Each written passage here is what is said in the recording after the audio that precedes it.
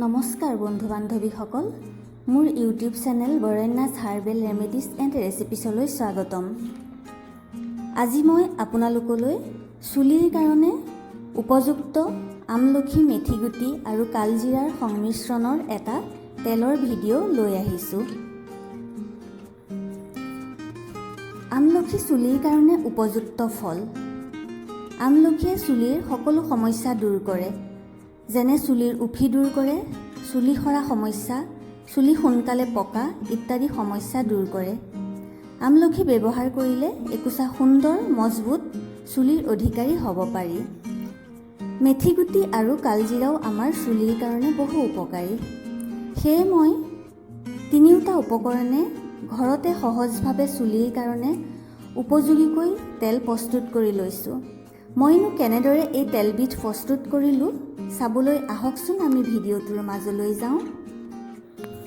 প্ৰথমতে মই অলপমান আমলখি, কালজিৰা, মেথিগুটি আৰু নাৰিকল তেল লৈ ল'লোঁ। আমলখিখিনি ধুই চাফা কৰি গুটিখিনি গুচাই মিক্সিত পিচি ল'লোঁ। মেথিগুটি আৰু কালজিৰাখিনিও মই অলপ অলপ খুন্দি ল'লোঁ। তাৰপিছত একাপ নাৰিকল তেল মই ল'লোঁ। এতিয়া মই এটা কেৰাহীত গৰম কৰি নাৰিকল তেলখিনি ঢালি দিলোঁ। নাৰিকল তেলখিনি গৰম হৈ আহোঁতে মই কালজিৰাখিনি দি অলপ সময় ভাজি থাকিলোঁ। অলপ সময় মই এনেদৰে ভাজি থাকিব লাগিব। তাৰপিছত মই এতিয়া মেথিগুটিখিনি তাতে দি দিম।